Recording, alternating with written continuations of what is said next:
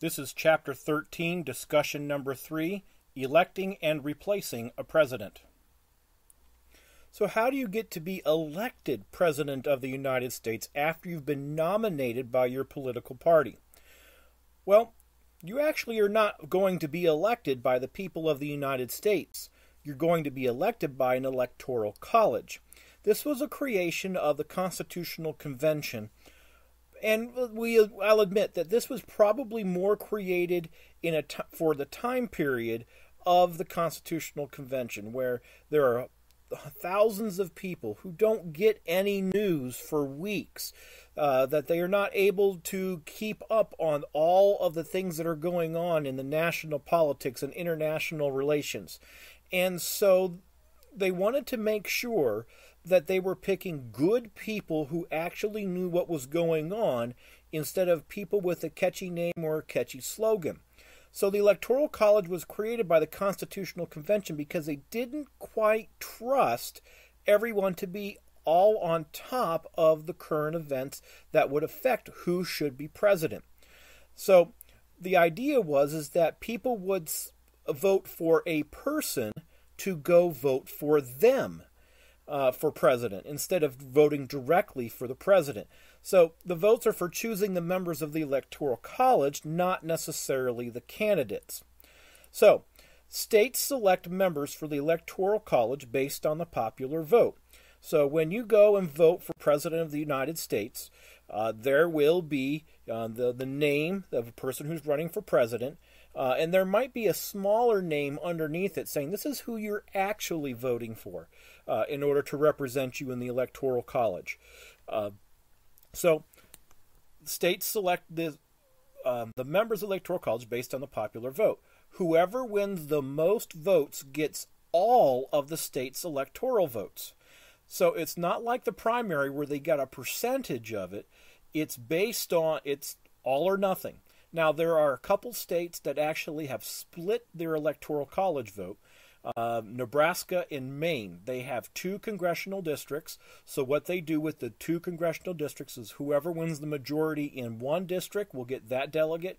Whoever wins the majority in the other district gets that delegate. So it's a possibility of being split. And then whoever gets the majority vote will get the 2 votes extra, because the number of electoral votes for each state is based on their total members of Congress. Now, everyone has 2 representatives in the Senate, so everyone's guaranteed at least 2. And everyone gets at least 1 representative in the House, so they have at least now a total of 3 votes in the Electoral College. California and Texas have near 50 members of the Electoral College, whereas smaller states such as Alaska, while huge in land, has a very small population. Alaska, Wyoming, those states have a very small electoral college number because they have a very low population, thus they have a very low representation in the House of Representatives, and that's where the number comes for the Electoral College. So, what happened in the Electoral College is the original Constitution read that everyone would vote for 2 people for the president. Whoever got the most votes got to be president. Whoever got the second most votes would be vice president. And this was all based on picking the best person. Now, on the other hand, everyone knew that George Washington was going to be the first president of the United States. But they still went through the motions, and that's how it happened. And then whoever got the second most votes got to be vice president. After George Washington said, "I'm done," everyone said, "Okay, John Adams' turn." He got the most votes. But during the end of Washington's administration and going through Adams' administration, we have the coalescing and the formation of 2 major political parties. The Democrat-Republicans, that's one party, and the Whig Party, or the Federalists, who are going to become the Whigs. And these organizations started organizing who was going to be elected for president and who was going to be their candidate for president. And they started organizing the states to make sure that they made sure that it happened the way that they wanted to. So when they all came down to the end, everyone voted for 2 people for president, and they were going to pick the top 2 people. The problem with that is that everyone in the Democrat Republicans all voted for both Thomas Jefferson and Aaron Burr. which meant that they had the equal amount of votes, which means they were tied. Well, then who was going to win? Now, it would pretty much been assumed and known that Thomas Jefferson was going to be the president and Aaron Burr the vice president. But Aaron Burr, as soon as this election process became known, said, I'm one vote away from being president of the United States. I could win this. So he refused to have one vote taken away from him. And they did 30-some votes in the House of Representatives to break the tie until members of Congress essentially said that they'd rather have Jefferson than Burr. And so one person changed their vote from Jefferson to that actually did not vote for Burr.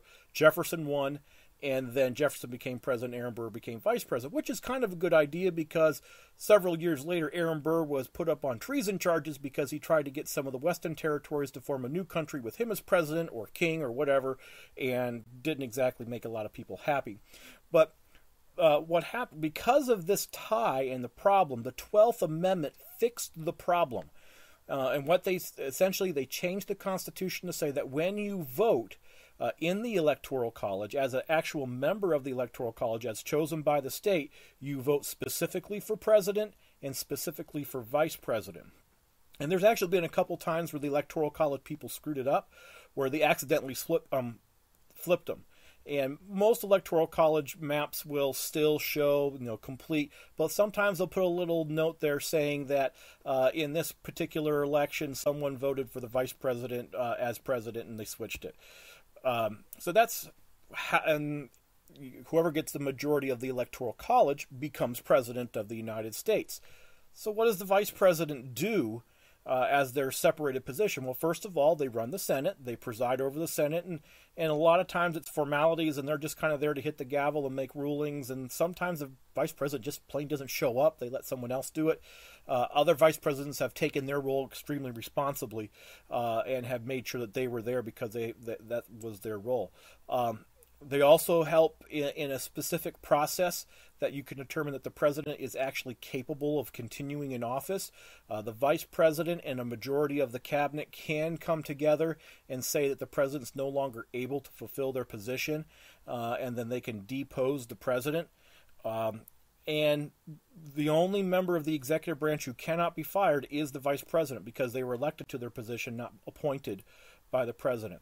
So if the president cannot serve, whether it's because the vice president and over half the cabinet have decided that they're no longer capable, or the president is dead, or perhaps that they are having surgery and are going to be unconscious, the vice president will take over temporarily.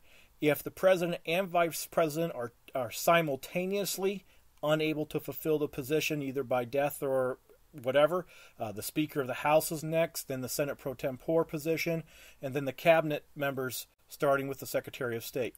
So that's how the president can be essentially disqualified from being president of the United States. Now, if the vice president cannot serve or they resign, then the president has the power to appoint a replacement, but then they also have to be approved by both a vote in the House and also a vote in the Senate before they can assume the vice presidency of the United States. We've done this on at least one occasion.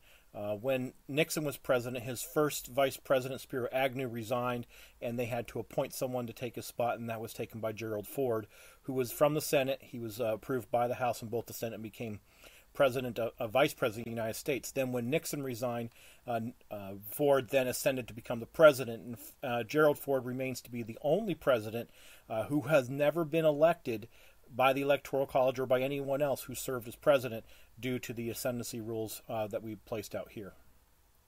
This concludes discussion number 3, electing and replacing a president. This also concludes chapter 13, the presidency.